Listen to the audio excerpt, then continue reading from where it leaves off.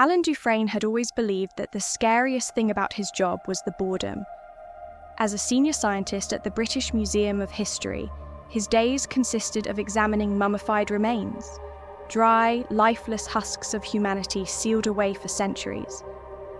To him, the mystery of mummies had long since dried up. Each brittle corpse was just another cog in the slow grind toward retirement. And yet, in his 63 years, Alan had never once considered the possibility of fear taking on a new shape, until that Thursday. It began like any other day.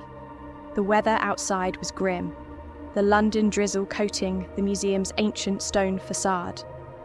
Alan poured his coffee, black as usual, and skimmed the newspaper headlines.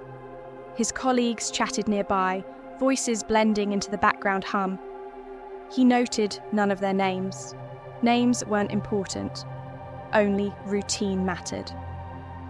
When Alan retrieved the mummy assigned to him that day, he noted nothing unusual at first. The sarcophagus was ornate but unremarkable, another relic pulled from the sands of Egypt, catalogued, boxed and shelved until it was his turn to poke and prod. He wheeled it into the scanner room, set it up, and wandered off to refill his coffee while the machine did its work. The results came in quicker than usual, accompanied by a strange beeping.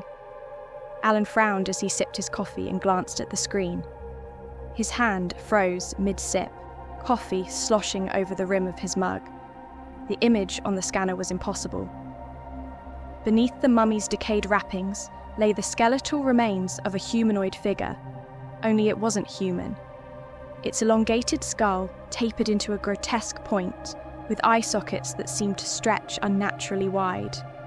The limbs were spindly, too long, almost insect-like. It was a textbook depiction of a grey alien, the kind conspiracy theorists raved about. And yet, here it was, undeniably real, nestled within the remains of an ancient Egyptian. Alan chuckled nervously. Bloody prank, he muttered to himself. It had to be. One of the new hires must have tampered with the machine to mess with him. Then the lights flickered. The doors to the scanning room slammed shut with a metallic clang, locking Alan inside. He spun around, heart hammering. The computer screen blinked furiously, text scrawling across it in jagged bursts. Anomaly detected. Safe zone activated.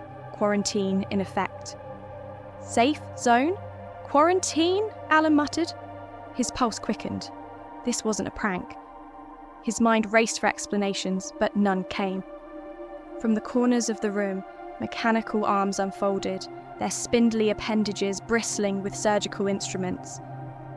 Alan backed away instinctively, pressing himself against the cold, tiled wall. "Hey!"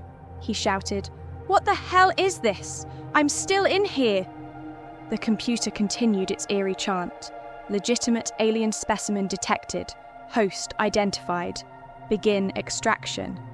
"Host!" Alan barked. "Well, what bloody host?" The arms descended on the sarcophagus, their blades whirring. Alan watched, helpless, as they cut through the ancient wrappings with surgical precision. Beneath the layers of linen, something wet and slimy glistened under the harsh fluorescent lights. It wasn't a body, not in any human sense. It was a pulsating sack of translucent membrane, oozing with viscous fluid. Something moved inside it, shifting and writhing like a creature trapped in a nightmare. Alan gagged. "Jesus Christ!" The sack split open with a sickening rip, spilling its contents onto the table. A creature emerged, wriggling free of its cocoon.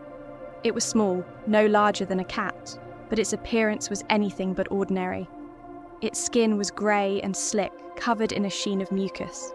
Tentacles sprouted from its body, writhing and searching. Its eyes, or what Alan assumed were eyes, glowed faintly, an unnatural, piercing white. The computer spoke again. "Host, ready. Initiating transfer." Alan's scream was drowned out by the mechanical arms. They seized him with inhuman strength, pinning him to the wall. He thrashed against the cold steel, but it was no use. The creature slithered closer. "No, no, no!" Alan shouted, but the thing moved with purpose. One tentacle lashed out, prying his mouth open despite his protests. Another tentacle followed, forcing its way down his throat. Alan gagged, choking on the invasive appendage. He could feel it, squirming and writhing inside him, a living parasite burrowing deeper. Pain blossomed in his chest as something sharp tore through his insides. Tears streamed down his face as he convulsed, the alien's tendrils wrapping around his organs, binding to his flesh. He felt it, eggs, small and cold, being implanted inside him.